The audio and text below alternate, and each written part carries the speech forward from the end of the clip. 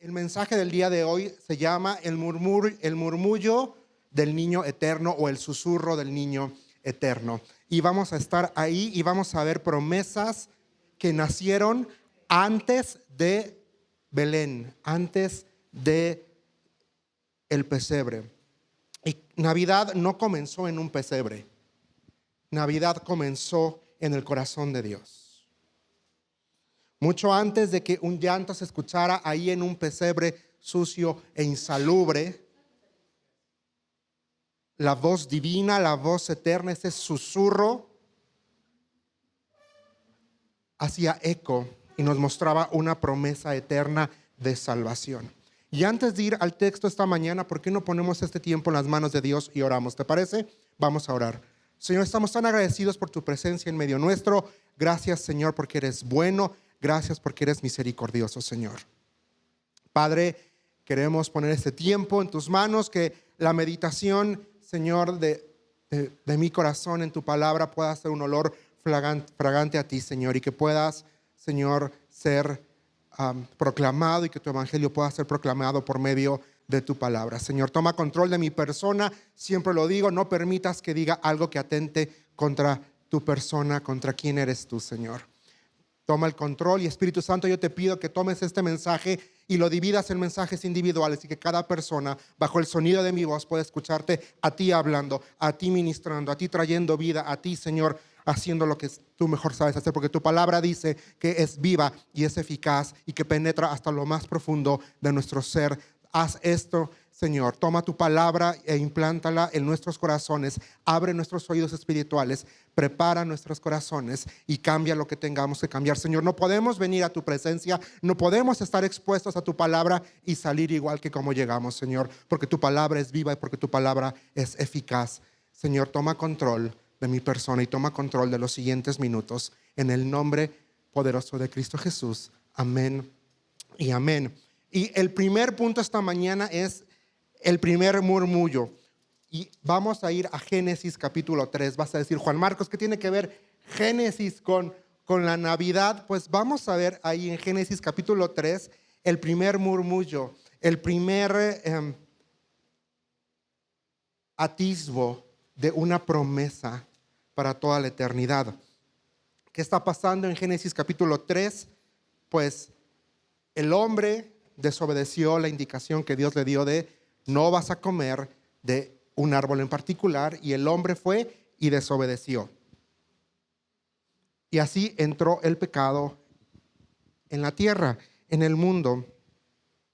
Y vamos a Génesis 3, versículo 15. ¿Qué está sucediendo aquí? Bueno, en el versículo 14, Dios empieza a dar las consecuencias al pecado, por el pecado, y primero se dirige a la serpiente y está aquí hablando a la serpiente, y ve lo que dice en el versículo 15: pondré enemistad entre tú y la mujer, entre tu simiente y su simiente. Él te herirá en la cabeza y tú le herirás en el talón. Y fíjate lo que dice la palabra. Hay una palabra ahí muy interesante que es simiente, es decir, descendencia, tu descendencia. Y la Biblia está hablando, hay una palabra ahí que dice y él. Y mi Biblia impresa trae el él en mayúsculas, porque está hablando acerca de la persona de Cristo Jesús. Está hablando precisamente de la persona de Cristo Jesús. Y aquí en Génesis 3 vamos a ver lo que algunos, y a mí me gusta esta imagen, vamos a ver lo que hizo el pecado. El pecado vino a vandalizar el shalom de Dios, la paz de Dios, porque si tú lees en los versículos, en los capítulos anteriores, el estado en el que vivía el ser humano en el jardín era idílico, era perfecto, había paz, había tranquilidad. Y entonces viene el pecado, y el pecado viene a corromper absolutamente todo, y la caída del hombre trae consecuencias, y el pecado es introducido a la tierra. Dice la escritura que el pecado entró en el mundo por medio de un solo hombre, por esta desobediencia. Pero ve lo que dice: él te herirá en la cabeza, Génesis 3:15. Y este es el primer vistazo que tenemos o al primer vislumbre del Evangelio, porque estaba aquí apuntando a Cristo Jesús, inclusive antes de que Él naciera. Génesis 3:15 es el primer atisbo, la primer prueba que tenemos, o el primer vislumbre de el Evangelio, de que iba a venir Cristo Jesús. ¿Y qué celebramos en Navidad? Celebramos el nacimiento de Cristo, el nacimiento de la persona de Cristo Jesús. Y me gusta esta porción porque estamos viendo algo, y es que Dios promete luz en la oscuridad, en la caída del jardín, en la caída del pecado, en medio de toda esta vorágine y de consecuencias que trajo el pecado. Vemos un atisbo de luz. Dios promete que iba a haber luz, que iba a haber esperanza, que iba a haber triunfo, que iba a haber victoria y que iba a haber vida. Y Génesis 3:15 se va a cumplir proféticamente cuando Cristo está crucificado en la cruz del Calvario y Él dice: Eloi, Eloi, lama sabactani. Dios mío, ¿por qué me has abandonado? Y después va a decir: consumado es. Y habiendo dicho esto, dice el texto, expiró, es decir, murió. Y 3 días después Él resucita, y ese es el cumplimiento perfecto de Génesis 3:15. Pero también vemos, y quiero que me acompañes rápidamente a Juan capítulo 1. Esto lo mencionamos también de pasada, la semana pasada, y el día de hoy vamos a recordar tantito Juan capítulo 1, versículo 1. Yo estoy leyendo de la Nueva Biblia de las Américas, a lo mejor por eso no va a salir ahí, pero debería de, porque podemos cambiar la versión. Dice: en el principio existía ya el verbo, y el verbo estaba con Dios, y el verbo era Dios. Versículo 2 dice: el verbo estaba en el principio con Dios, todas las cosas fueron hechas por medio de Él, y sin Él nada de lo que ha sido hecho fue hecho. En Él estaba la vida, y la vida era la luz, dice el texto, de los hombres. La luz brilla ¿en dónde? En las tinieblas, y las tinieblas no la comprendieron. La luz brilla en las tinieblas. Y es lo que vemos, lo que sucedió en el jardín, en el Edén, cuando el hombre cayó, cuando el pecado vino a la tierra. La luz vino, la esperanza se pronunció, la historia de este niño eterno, de la salvación, de la restauración y de la sanidad que encontramos en la persona de Cristo Jesús comenzó cuando la humanidad cayó. ¿Por qué? Porque la caída del hombre en Génesis 3 nos recuerda, nos muestra 2 cosas. Primero, nos va a mostrar nuestra fragilidad como seres humanos. Y nos va a mostrar también nuestra insuficiencia, porque nosotros no podemos hacer nada al respecto. Y si tú sigues leyendo ahí en Génesis, vas a ver que Dios mata un animalito y con él viste al ser humano. Dios proveyendo, Dios haciendo lo que el hombre no podía hacer, que era cubrir por completo su pecado. Pero también la caída de Génesis 3 nos revela el corazón de Dios. Es un corazón misericordioso, es un corazón amoroso, es un corazón justo. Y luego acompáñame a Génesis capítulo 12. Génesis capítulo 12, porque esta promesa que arranca en Génesis 3:15 de el Salvador Jesucristo, de que la simiente de la mujer iba a aplastar la simiente de la serpiente, es decir, al diablo. Esta promesa de salvación se va a extender en Génesis capítulo 12. Vamos rápidamente a Génesis capítulo 12. Está hablando Dios con ¿quién? ¿A quién llamó? Abraham. Y en Génesis capítulo 12 dice, aquí está Génesis 12:3, dice: bendeciré a los que te bendigan, y al que te maldiga maldeciré. En ti serán benditas, ¿qué dice? Todas las familias de la tierra. De la descendencia de Abraham iba a venir bendición. Y ahí estás incluida tú y estoy incluido yo. Ahí está incluida tu familia y ahí está incluida también mi familia. Dice: en ti serán bendecidas todas las naciones de la tierra. Cristo es la simiente. Cristo es la luz verdadera. Y Él iba a llegar a la tierra por medio de una familia particular. Cientos de años antes de que Cristo naciera, se dio la promesa de que Él iba a nacer. Ya lo leímos: y la Virgen concebirá y dará a luz un niño y llamarás por nombre Emmanuel, que significa Dios con nosotros. Pero también los profetas van a decir, y lo vamos a ver más a ratito, dice: de ti, Belén Efrata, nacerá el Salvador, una ciudad específica. Una bendición, vemos aquí que es una bendición universal, porque dice todas las naciones de la tierra, pero también es una bendición personal, porque el evangelio, el perdón de pecados, está disponible para todo el mundo hoy. Y es personal porque la salvación es personal, es individual. Tú tienes que reaccionar, tú tienes que tomar una decisión en vida. ¿Qué vas a hacer con el evangelio de Cristo Jesús? ¿Qué vas a hacer? ¿Vas a decirle sí o vas a decirle que no? Es una promesa de bendición universal que está disponible para todos, pero también es una promesa individual. Y luego este murmullo se convierte ya no en un susurro, sino se va a convertir en una melodía que habla del linaje, de un linaje real. Vamos viendo la progresión. Génesis 3:15 se nos empieza a mencionar que iba a venir un Salvador. Génesis 12, la promesa se expande y se nos empieza a dar más información al respecto de esta luz que iba a venir cientos de años después. Y luego vamos, acompáñame en tu Biblia, a Génesis capítulo 49. Génesis capítulo 49, versículo 10. Génesis 49, 10 dice: el cetro no se apartará de Judá, ni la vara de gobernante de entre sus pies, hasta que venga Silo, y a él sea dada la obediencia de los pueblos. Qué interesante, aquí ya estamos viendo una melodía real. ¿Por qué? Porque dice: el cetro no se apartará, ni la vara de gobernante de entre sus pies. Y ahora, esto es importante porque en la narrativa bíblica, en la figura bíblica, tanto el cetro como vara eran figuras que van a representar poder, autoridad. Entonces aquí nos está diciendo que Cristo Jesús iba a tener poder e iba a tener autoridad e iba a ser un rey. Y eso es lo que creemos. Creemos que Jesús es rey, es sacerdote y es profeta.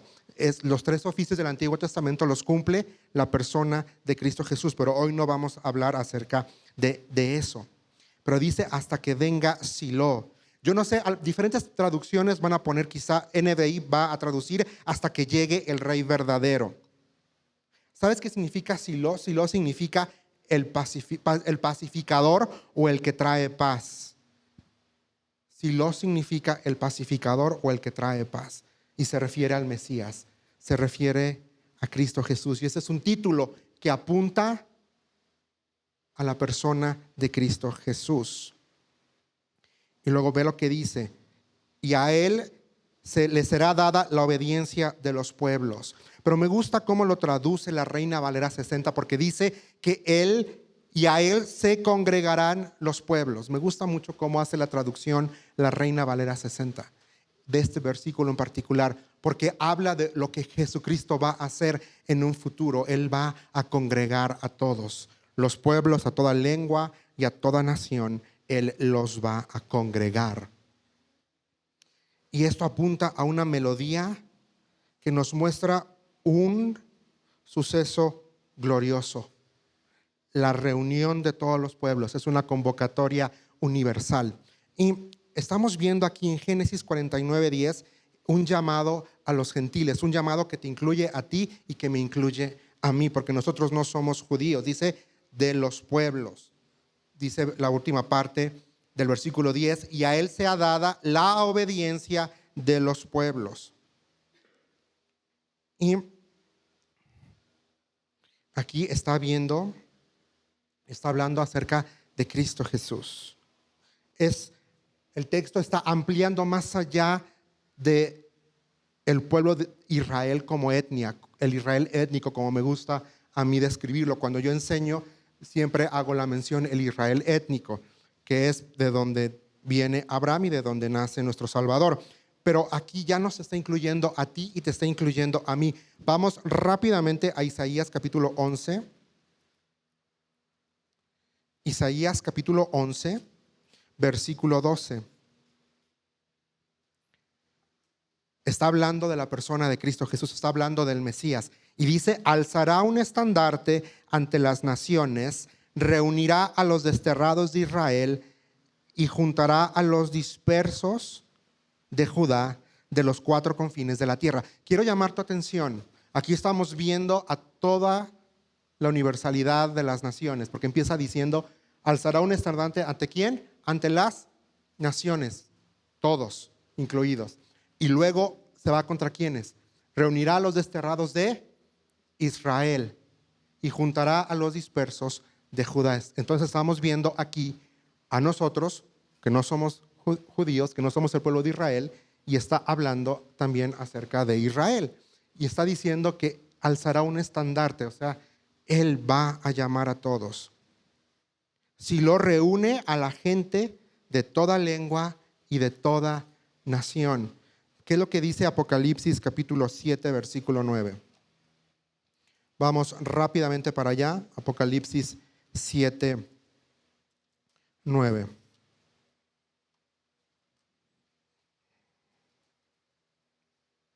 Ya lo pusieron ahí, dice, después de esto miré y vi una gran multitud que nadie podía contar, de todas las naciones, tribus, pueblos y lenguas, de pie delante del trono y delante del Cordero, vestidos con vestiduras blancas y con palmas en las manos. Vi una multitud de todas las naciones.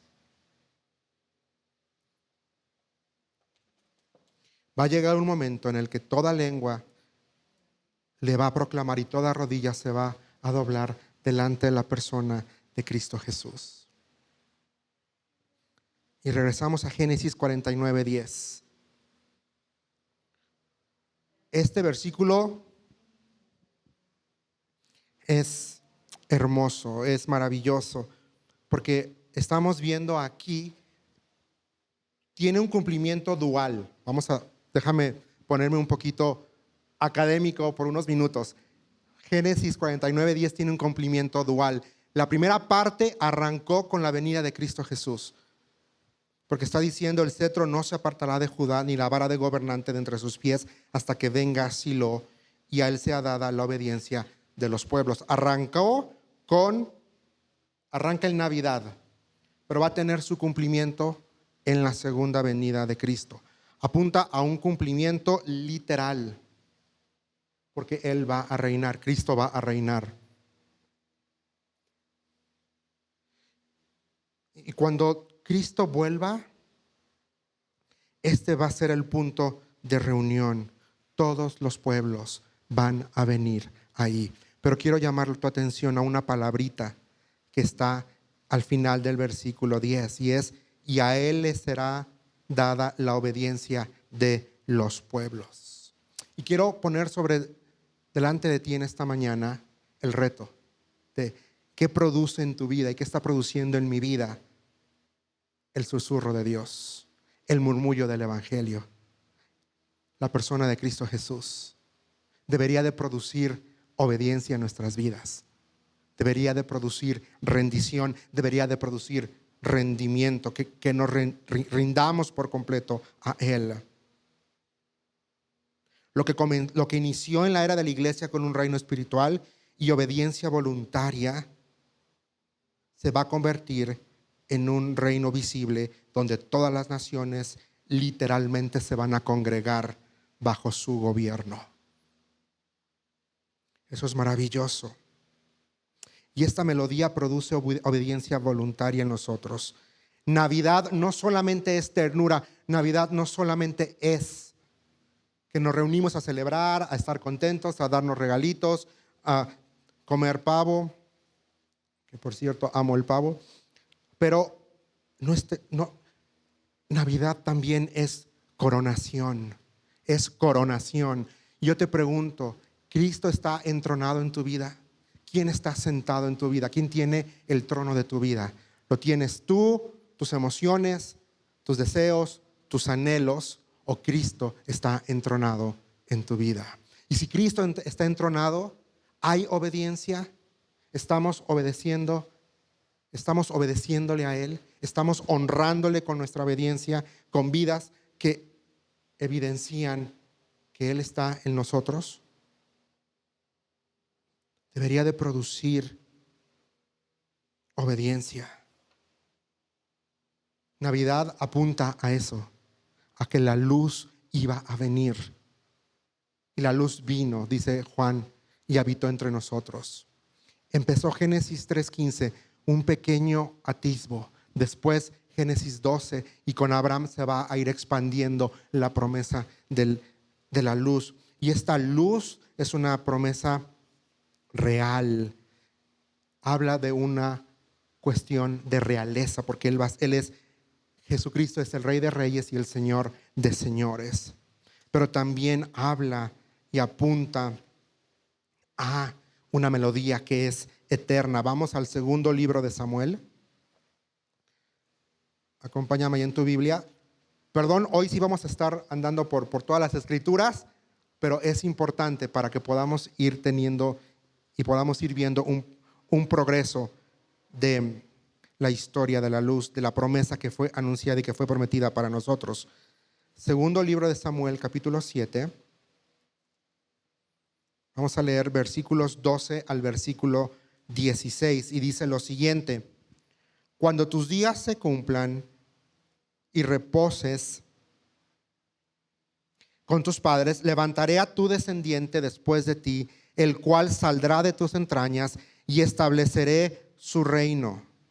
Él edificará casa a mi nombre, y yo estableceré el trono de su reino. ¿Para cuándo dice? ¿Para una temporada? ¿Para 4 años? ¿Para 5? ¿Para qué dice? Para siempre. Yo seré padre para él y él será hijo para mí. Cuando cometa iniquidad lo castigaré con vara de hombres y con azotes de hijos de hombres. El 15 es hermoso, dice, pero mi misericordia no se apartará de él, como la aparté de Saúl, a quien quité delante de ti. Y aquí viene versículo 16, dice, tu casa y tu reino permanecerán para siempre delante de mí. Tu trono será establecido para siempre. Para siempre. 2 frases, estableceré su reino. Nos habla de intervención divina, que es Dios el que ejecuta y hace todo. Luego dice, estableceré el trono de su reino para siempre. Y otra vez en el versículo 16 se vuelve a repetir, tu trono será establecido para siempre. Esta melodía eterna que comenzó a sonar en el pesebre cuando Cristo Jesús nació, se va a consumar y va a ser una melodía gloriosa cuando Cristo venga y establezca finalmente su reinado eterno. Una melodía eterna que produce y que proclama amor, que proclama luz, que proclama provisión, que proclama sanidad, que proclama salvación. Yo no sé lo que estás pasando, pero Dios sí lo sabe. Yo no sé las particularidades más profundas y más secretas. Eso tú lo puedes saber. Tú puedes compartir conmigo cosas y las voy a escuchar y voy a orar y lo voy a llevar delante de Dios. Pero ahí en el fondo tú conoces realmente la verdad.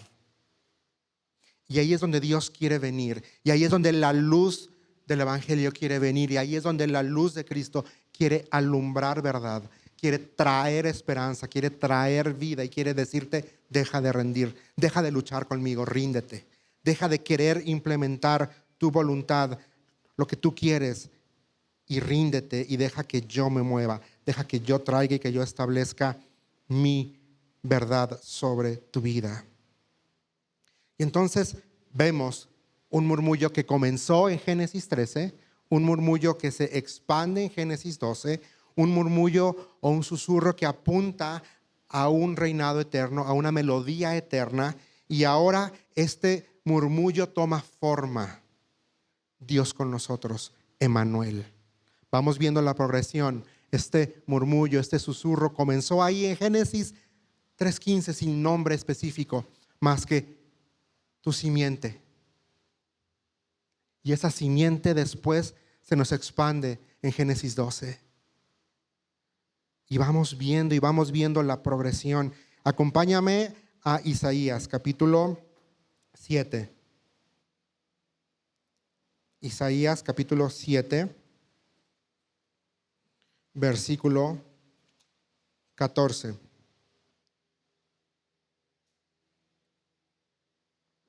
Isaías 7:14.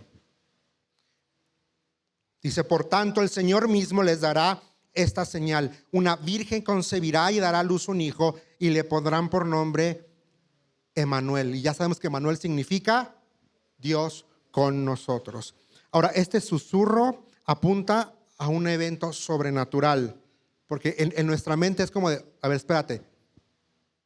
¿Cómo que una virgen va a concebir? Pues biológicamente se requiere que haya una interacción para que pueda haber una fecundación. Y por eso es una señal milagrosa, porque dice, y la virgen concebirá. Apunta a una señal única e indiscutible. Este es un murmullo profético que proclama no solamente un nombre, está proclamando una verdad. Dios con nosotros. Dios está contigo. Dios está y Él quiere que tú le des ese lugar de cercanía en tu vida. Él no se va. Nosotros somos los que empezamos a tomar decisiones no correctas y empezamos a poco alejarnos, pero Él no se va. Él está y Él permanece. Dios con nosotros. Un murmullo que apunta a la eternidad. Vamos a Isaías, ahí mismo, capítulo 9. Dale vuelta a tu hoja y vamos a leer 2 versículos, el 6 y el 7. Dice, porque un niño nos ha nacido, un hijo nos ha sido dado, y la soberanía reposará sobre sus hombros, y se llamará su nombre admirable consejero, Dios poderoso, Padre eterno, príncipe de paz. El aumento de su soberanía y de la paz no tendrán fin sobre el trono de David y sobre su reino. ¿Para qué? Afianzarlo y sostenerlo con el derecho y la justicia desde entonces y para siempre. El celo del Señor de los ejércitos hará esto. Qué hermoso, dice, porque un niño nos ha nacido y un hijo nos ha sido dado. Y la soberanía, el control de todo, reposará sobre sus hombros. Es una promesa, es una luz que anuncia, que proclama esta verdad. Quiero recordarte que no importa lo que estés pasando, no importa el dolor que estés enfrentando, no importa la situación adversa que puedas estar enfrentando o el reporte médico que puedas tener en tus manos. Dios es soberano, quiere decir que Él tiene el control de todo. Nada se le escapa de sus manos. Y Él quiere venir y Él quiere manifestarse a tu vida haciendo algo maravilloso. Así como en Génesis, así como en la caída, cuando el ser humano, cuando Adán y Eva cayeron y el pecado se introdujo y Él hizo algo, Él trajo provisión, Él quiere traer también provisión a tu vida en tu situación adversa, sea la que sea. Es un murmullo que apunta a los atributos de un Dios que es cercano. Porque ya vimos, ¿cómo se llama? Se llamará su nombre Emmanuel. ¿Qué significa Emmanuel? Dios con nosotros. Ok. Dios con nosotros. Es decir, que Él está cercano. Él no está lejos. Él no está allá y yo estoy aquí. Él está cercano. ¿Quién habita en nosotros? ¿Quién habita en ti y en mí según Efesios capítulo 2? Espíritu Santo.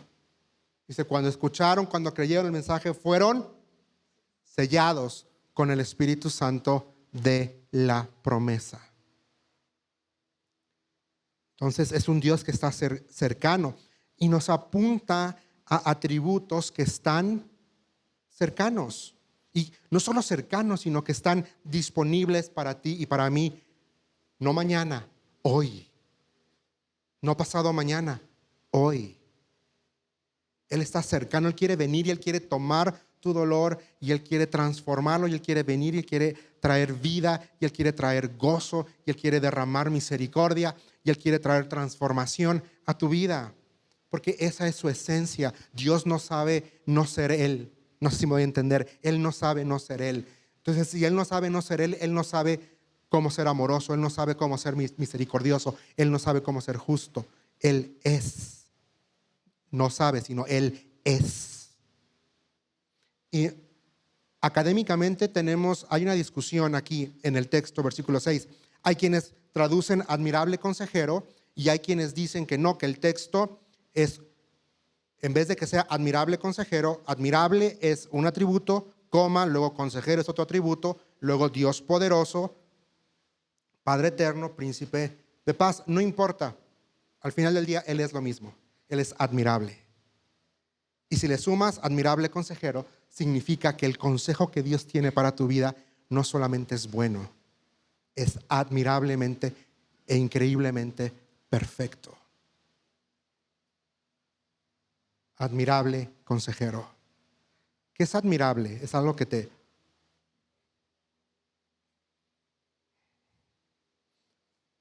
¿No sabes qué hacer con tu vida? Abre la palabra de Dios. Pero aquí está la voz de Dios. Aquí está el consejo de Dios para tu vida y para mi vida. ¿No sabes qué hacer? Abre la palabra, escucha la voz de Dios. Estos atributos son cercanos. Dios poderoso. Dios tiene el poder para venir y para cambiar tu situación. Me queda claro, Él quiere venir y Él quiere traer gozo y Él quiere traer restauración y Él quiere sanar ese corazón roto que te rompieron. Él quiere venir a hacerlo.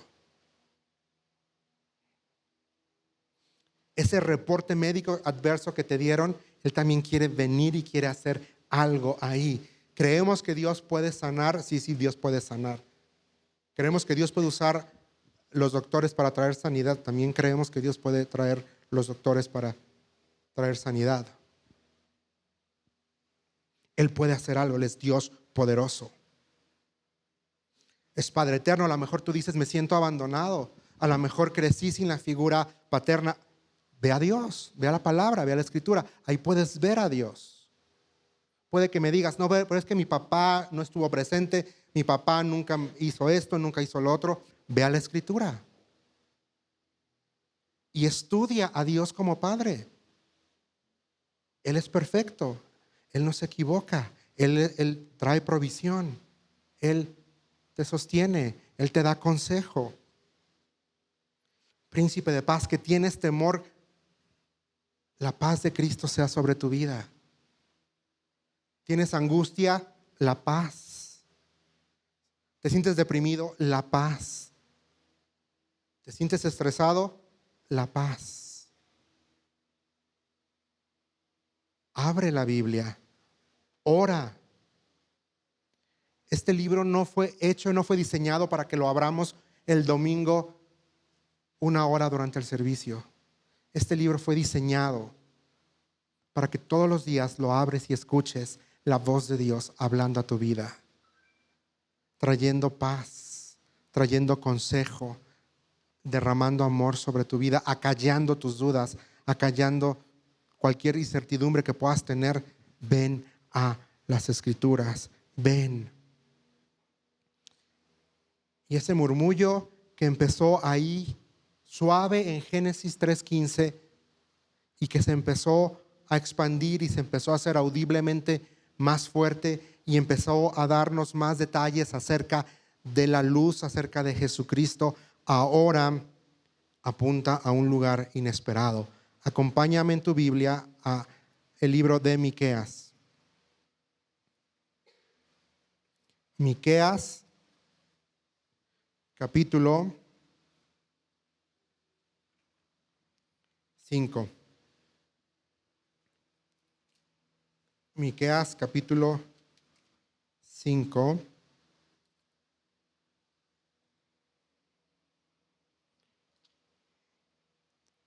Aquí está. Versículo 2. Pero tú, Belén Efrata, aunque eres pequeña entre las familias de Judá, de ti me saldrá el que ha de ser gobernante en Israel. Y no está hablando acerca de cualquier ser humano. ¿Qué dice la siguiente parte del texto? ¿Y sus orígenes son de qué? Desde tiempos antiguos. ¿Desde los días de qué? De la eternidad. Está hablando del primer advenimiento de nuestro Señor Jesucristo. Está hablando de Navidad, pero tú, Belén Efrata, pequeña, dice, entre las familias de Judá, de ti me saldrá el que ha de ser gobernante en Israel, y sus orígenes son de tiempos antiguos, desde los días de la eternidad. Y Belén es una ciudad interesante, no era una ciudad cosmopolita, no era vamos a ponerlo, un Ciudad de México, no era un Monterrey, no era una Guadalajara, no era un Los Ángeles, no era un Nueva York, no era un Londres. Era un Abasolo. Para que podamos entenderlo, era un Abasolo, Guanajuato. O era un Bizarrón aquí en Querétaro. Eso era Belén. Pero sabes, Belén esa era la ciudad de la familia de David, del rey David. Él era de Belén. Ve lo que dice el primer libro de Samuel, capítulo 16, versículo 1, si nos los pueden poner rápidamente en la pantalla.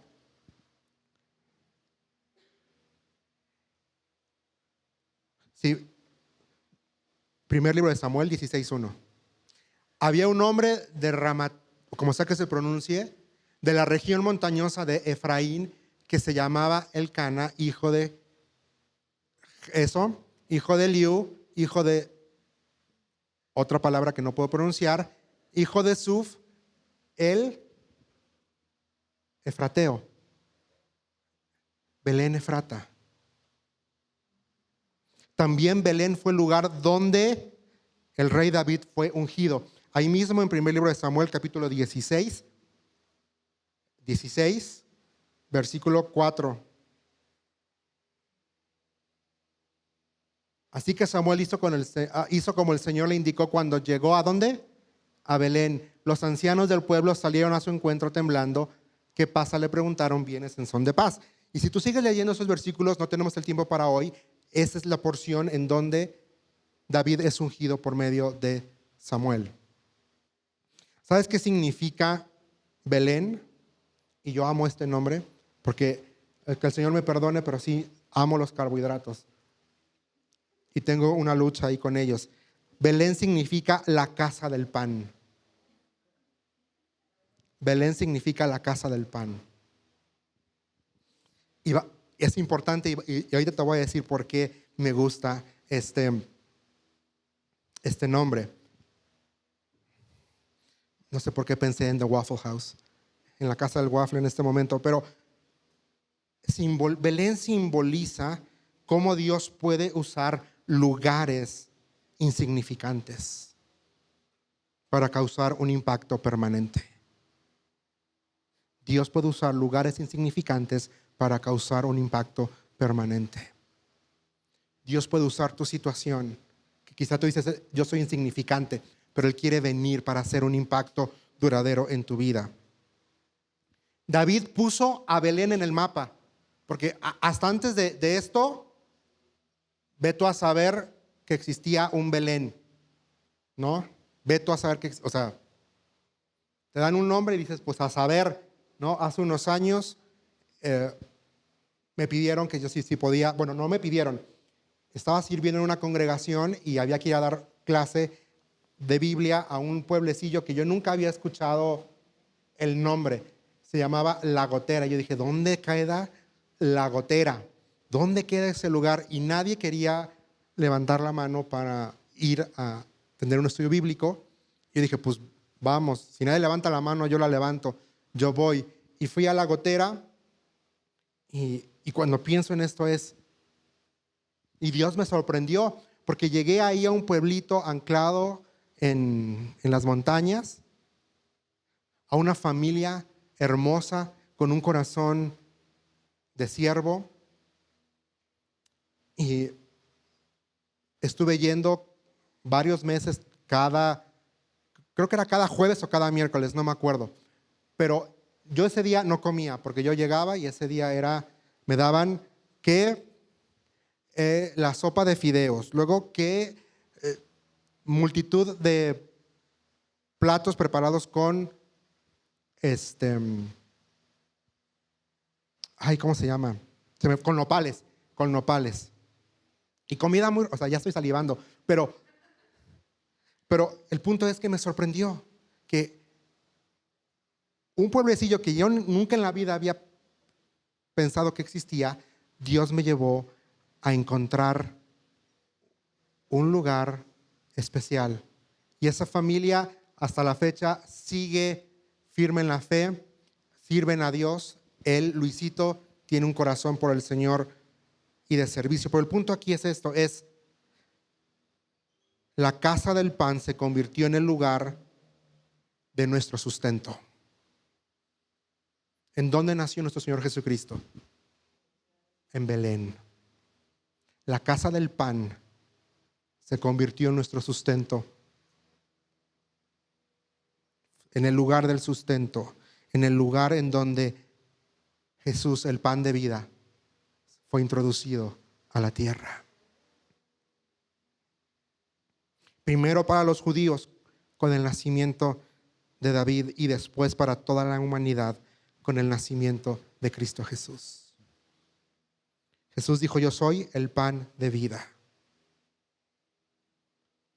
Y ahí me deja sin palabras, porque la esperanza, la transformación y la vida nueva nace en donde nadie lo espera. Nadie esperaba que en Belén, y ahí nació Jesucristo. Ahí nació la esperanza, ahí nació la transformación, ahí nació la vida nueva. Ya estamos terminando y quiero recordarte que Dios sigue hablando en lo pequeño, en tu día a día, en lo que enfrentas, en las decisiones que tomas, en las personas con las que te rodeas, en la palabra de Dios. Y cuando oras, y quiero preguntarte en esta mañana, tarde ya, que te vayas con esto: ¿qué estoy escuchando? ¿Qué estoy escuchando?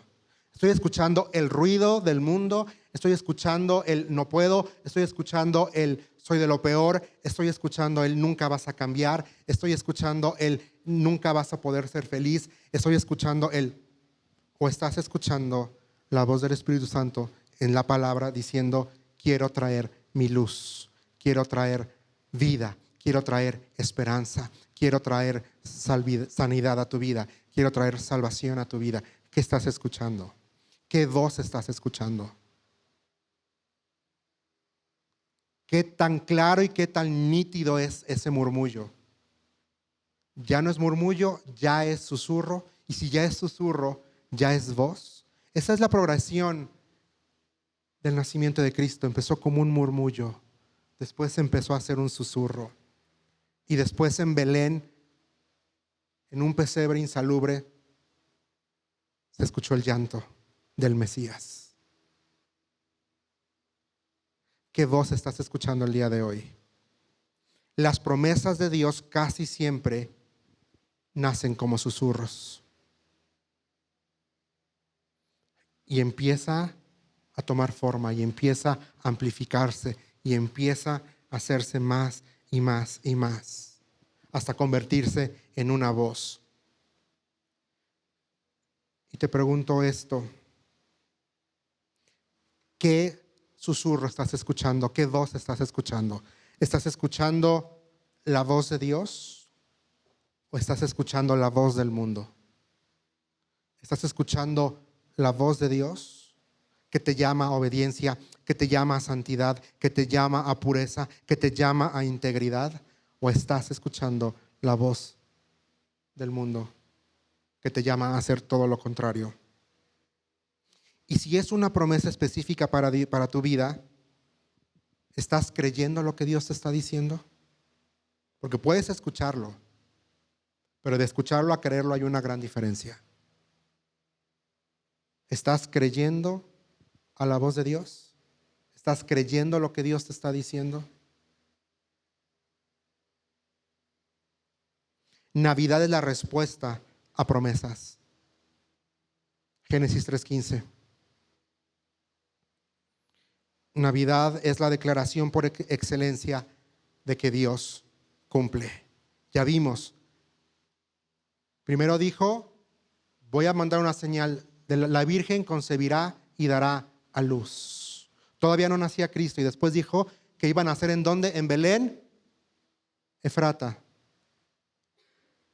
Promesas, Dios promesas, dando una promesa. Génesis 3:15. Luego Dios da otra promesa a Abraham y la expande. Y luego todos los profetas del Antiguo Testamento van a hablar acerca del primer advenimiento de Cristo Jesús. Van a apuntar al Mesías. Y era promesa, promesa, promesa, promesa. Y cuando Jesucristo vino y cuando nació en Belén, esas promesas se cumplieron. Hubo cientos de años entre Génesis 3:15 y un llanto en un pesebre en Belén hace ya más de 2500 años atrás.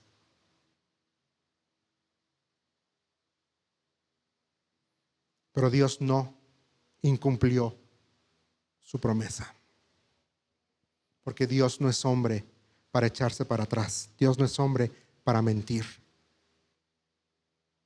Nosotros como seres humanos sí podemos echarnos para atrás. Y podemos fallarte y podemos decirte que sí y siempre no hacer las cosas. Pero Dios no. Dios no ha acabado con tu vida. Él conoce y Él sabe tu dolor y tu llanto. Y Él te dice, suéltalo. Déjame tomarlo y déjame traer orden a ese desorden.